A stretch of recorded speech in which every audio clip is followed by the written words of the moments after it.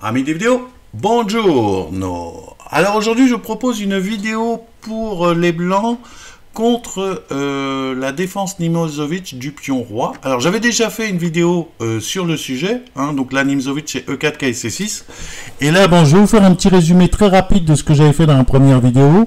Et je vais vous parler d'une variante que j'avais omise de parler, qui est quand même une variante importante pour les noirs.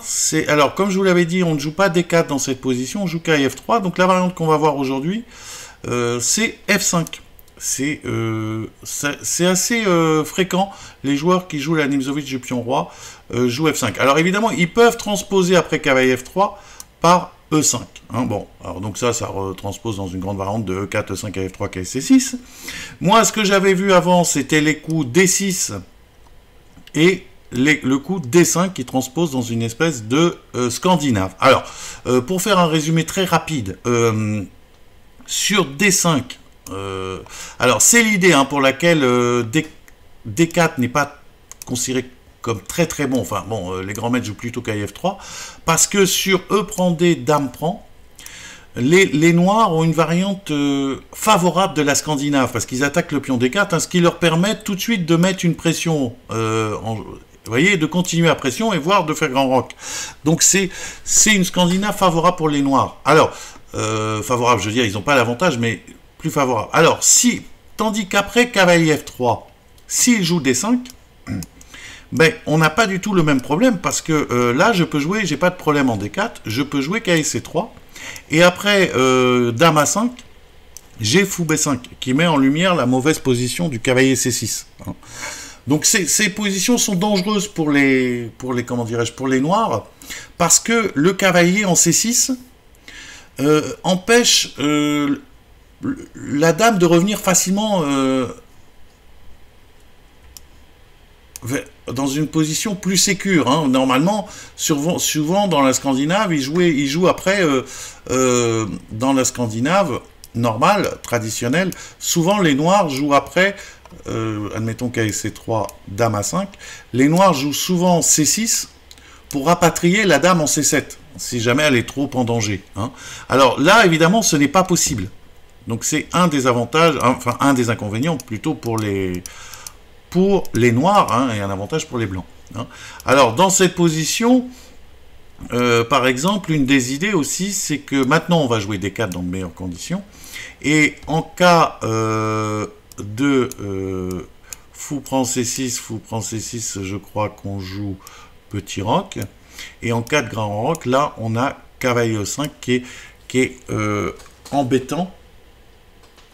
C'est une des idées principales, c'est embêtant, notamment, vous voyez, il y a fou E8, et là on joue carrément B4, avant que les noirs aient eu le temps de jouer E6 et pouvoir prendre en B4. Vous voyez, parce que comme ça, une fois que j'ai pris en B4, ben, j'ai du jeu, je joue Dame F3, et je défends le cavalier en C3. Voilà, donc ça c'est une des variantes, c'est la variante principale. Bon, je rentre pas en détail, je vous dis, j'ai déjà fait une vidéo sur le sujet. Donc ça c'était en cas de D5, je vous donne la variante principale. J'ai vu également E4, KSC6, KF3, D6. Donc là on joue D4 maintenant. En cas de fou G4 immédiatement, il y a ce fameux sacrifice de dame que je rappelle au passage, je joue D5 et si cavalier E5, ben cavalier prend E5. Bon, c'est pas un véritable sacrifice de dame parce qu'on va la récupérer. Je vais jouer fou B5. Échec, C6, pion prend C6, et voilà, il y a de la tactique, et je vais récupérer la dame, même si c'est encore un tout petit peu compliqué. Je crois, si ma mémoire est bonne, Dame A5, échec, cavalier C3, A6, avec l'idée que sur pion prend B7, A prend B, défend la tour. Donc là, je joue B4, c'est le coup clé. B4, voilà, et ça donne des complications. Mais tout ça, vous le trouverez, donc, je vous dis, dans cette vidéo. Et l'autre, donc, la grande variante est plutôt, donc, on est comme ça, E4, KSC6, KF3, pas F5, c'est ce qu'on va voir aujourd'hui, D6, je joue D4, donc si je joue fou G4, ce fameux sacrifice de dame, mais normalement, il intercale KF6, KSC3, qui rendra caduque toutes les idées qu'on vient de voir à cause de cavalier D7, hein, dès qu'il y aura un échec en B5 plus tard. Donc là, il joue fou G4. Je joue fou E3 pour éviter de doubler les pions en F3, hein, à cause de la pression du pion en D4. Je joue fou E3. Il joue aussi, c'est l'idée normalement, pour essayer de jouer, comment dirais-je, D5. Et là, je joue H3. Et après, je vais sur fou H5 jouer D5 moi-même, hein, qui donne des positions aussi intéressantes. Voilà, ça c'est un rapide résumé. Et donc de la vidéo, hein, donc je vous la mettrai en lien dans les commentaires. Alors aujourd'hui, ce qu'on va voir aujourd'hui, c'est sur E4, cavalier C6, cavalier F3, F5. Alors là, je vous propose une variante un peu, comment dirais-je, un peu secondaire. Hein. Normalement, le coup principal, c'est pion prend F5. Et avec l'idée sur D5, je joue fou B5, fou prend B5, cavalier E5, et dame D6 par exemple. Bon, ça c'est la grande variante. Mais moi j'ai préféré, pour un peu, parce que le joueur qui joue ça doit connaître cette variante, donc pour un peu le surprendre, jouer un autre coup qui m'a l'air intéressant, c'est E5.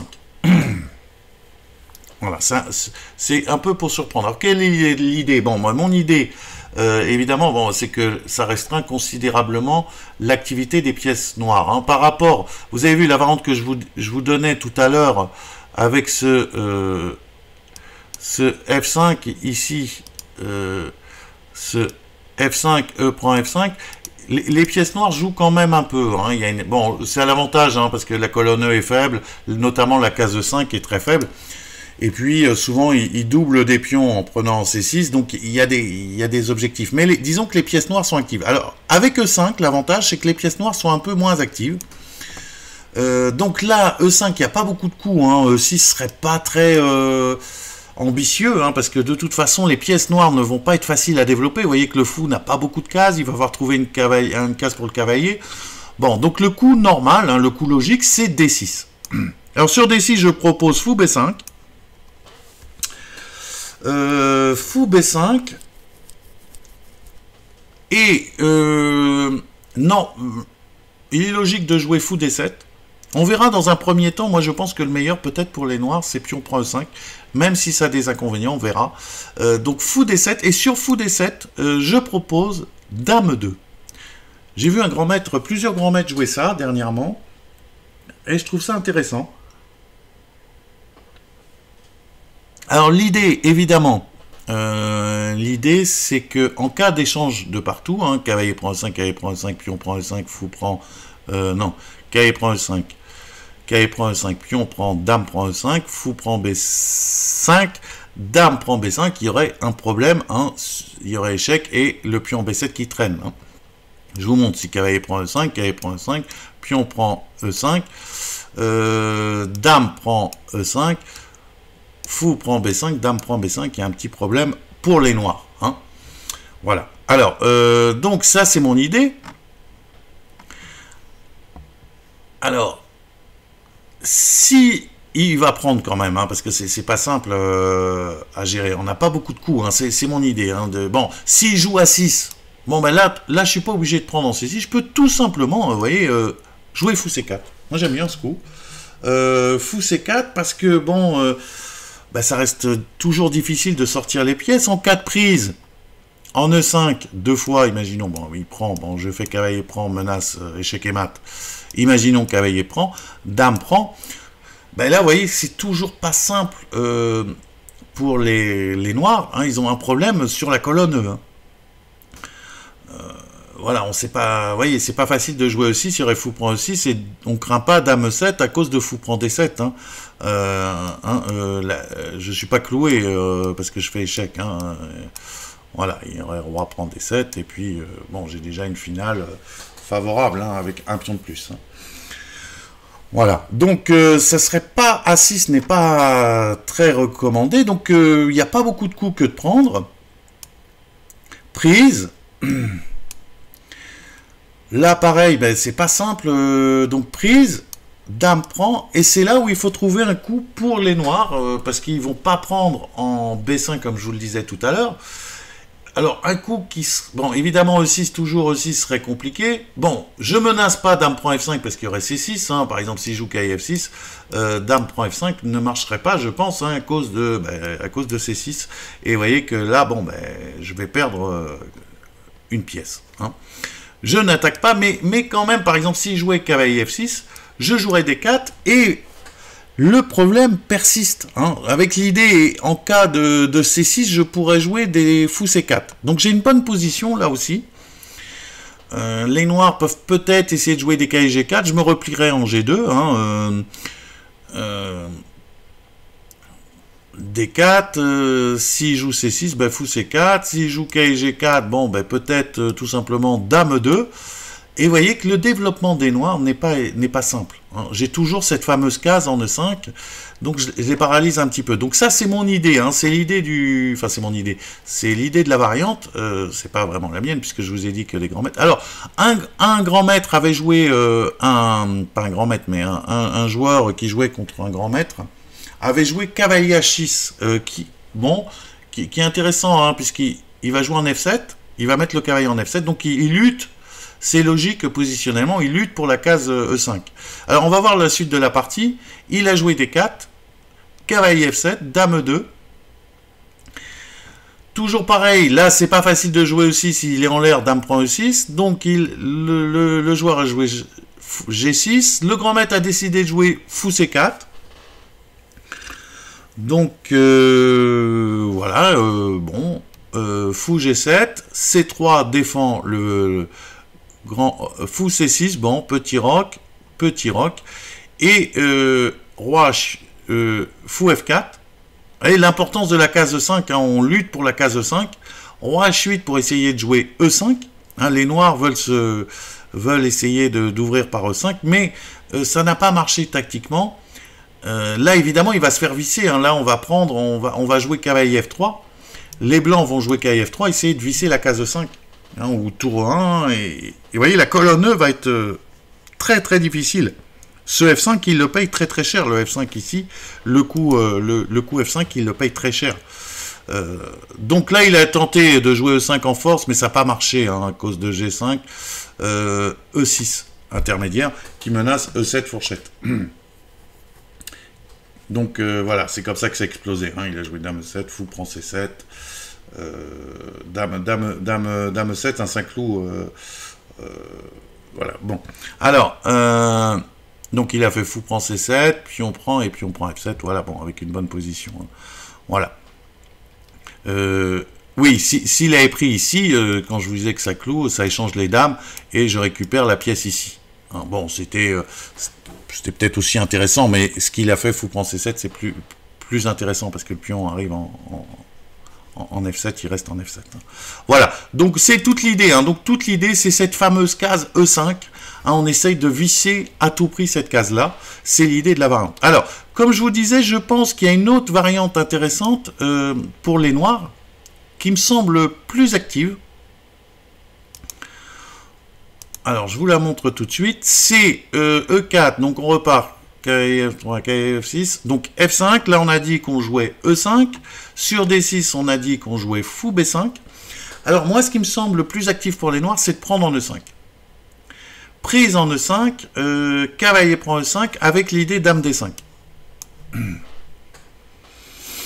Alors pareil, vous allez voir que ça donne une structure de pion pas terrible pour les blancs, les noirs, mais ils ont un petit peu d'activité. Donc je vous montre, pion prend E5, dame D5.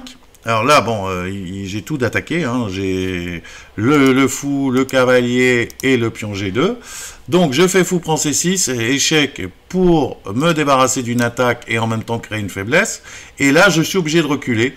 Il n'y a pas mieux que de reculer, je joue cavalier F3. Voilà, alors c'est cette position. Alors les noirs là doivent jouer actif, hein, parce que s'ils jouent un petit peu passif, à long terme ils vont payer cher sur la colonne E, hein, comme tout à l'heure, hein, vous voyez.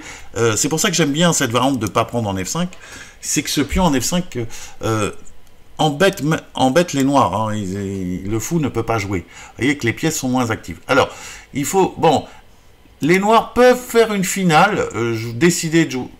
jouer un échec en E4 ou je ne sais pas, en E6, faire échec au roi et jouer cette finale. Mais cette finale est favorable. Hein. J'avais vu une partie dans laquelle, oui, il avait joué fou à 6, je crois, D3, peut-être, et oui, bon, enfin bref, sur un C5, ils avaient joué C4.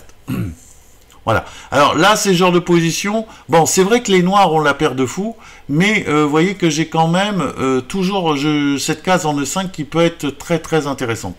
Donc ça a l'air d'être quand même à l'avantage des blancs. Ce genre de finale est à l'avantage des blancs parce que il y a beaucoup de faiblesses dans la structure des pions noirs. Hein. Il y a ces fameux pions doublés, il y a cette fameuse colonne E. Bon, et la case, toujours cette fameuse case en E5 qui est très très faible. Hein. Et puis le pion en C7, vous voyez que je peux attaquer par fou F4. Hein. Donc ça, c'est généralement favorable, ce genre de structure de pion et de finale est favorable pour les blancs. Alors, qu'est-ce qu'il peut jouer d'autre? Il peut jouer fou A6 pour essayer de... c'est la partie que j'ai sélectionnée. Il peut jouer fou A6, bon, alors, qui nous force quand même à jouer D3. Bon, imaginons grand roc, alors, hop, cavalier C3. Dame D6, c'est la partie... et là, toujours un joli coup, Dame 2. Alors, qu'est-ce que je menace? Ben là, je menace... Ben, il peut... Bon, j'attaque la case de 5, et je menace, si cavalier F6, par exemple, j'aurai un coup terrible avec cavalier G5. Et c'est un coup terrible. La case en F7, là, ici, la case F7, elle est incontrôlable par les noirs. Hein. C'est terrible, cette position. Donc là, c'est une des idées. Hein. Donc, cavalier C3, dame D6, dame 2. L'autre a joué cavalier H6. Cavalier E5, quand même. Alors, menace, fou prend H6. Et ça donne, cette case de 5 est quand même importante. Donc, il a joué dame F6, fou prend H6, pardon, et cavalier F7. Hein, je vous ai pas... voilà, donc il a joué dame F6 pour contrôler la case. Petit roc, cavalier F7, fou F4. Toujours cette case. Et sur G5, et ben encore la case E5, voilà, encore cette fameuse case. On conserve cette case. Et ensuite, il a lancé, alors dame E3, attaque le pion en A7 ici. Hein, j'attaque le pion en A7 au passage. Roi B8, donc force le roi à mettre sur la colonne B. Et boum, un petit B4 avec une belle attaque sur le... avec des idées avec B5, tour B1, B5, des idées d'attaque sur le roi. Vous voyez, toujours, ça donne des parties intéressantes. Alors, autre exemple de cette variante, hein, donc on revient E4, C6, KF3, F5, j'ai dit E5, D6, fou B5, pion prend E5, cavalier prend E5, dame D5, fou prend C6, pion prend C6, cavalier F3, parce que bon, j'ai pas de moyens convenables pour défendre G2 et mon cavalier en E5, donc cavalier F3, et là, on a vu fou A6, il peut essayer E5. E5 est assez dangereux, que j'aime pas, je trouve que c'est une possibilité intéressante pour les noirs. Donc là, il faut que je joue. Je pense qu'il faut jouer cavalier C3 pour forcer la dame à prendre une décision ici tout de suite. Alors, moi j'ai mis dame D6, dame D6, on joue D3. Je préfère D3 à D4, parce que D4, il y aura toujours les cases blanches ici qui seront un petit peu, je joue un petit peu. Voilà, et mon idée est toujours la même, hein. S'il ne se passe rien, je vais attaquer la case 5, et là il y a un pion. Hein. Donc il faut qu'il fasse quelque chose. Généralement, on peut jouer E4, mais E4, bon, ça donne un petit peu de jeu. Voilà, j'ai ce genre de position où j'ai un pion de plus avec les blancs. Je suis déroqué, je joue contre la paire de fous. Voilà, ça c'est un petit doute. Je ne suis pas sûr qu'il y ait grands avantages pour les noirs, malgré ce que dit la machine. Il faut encore m'organiser, pour les blancs, pardon, il faut encore que je m'organise. Alors, sinon, D3, si cavalier C3, s'il joue passif, hein, par exemple, je vous ai mis aussi ça comme exemple. Bon, et si là il fait grand roc, et ben là j'ai tour E1. Et pareil, là, il va être obligé de prendre une décision et de tomber... pardon, il va prendre d'abord, je pense, parce que...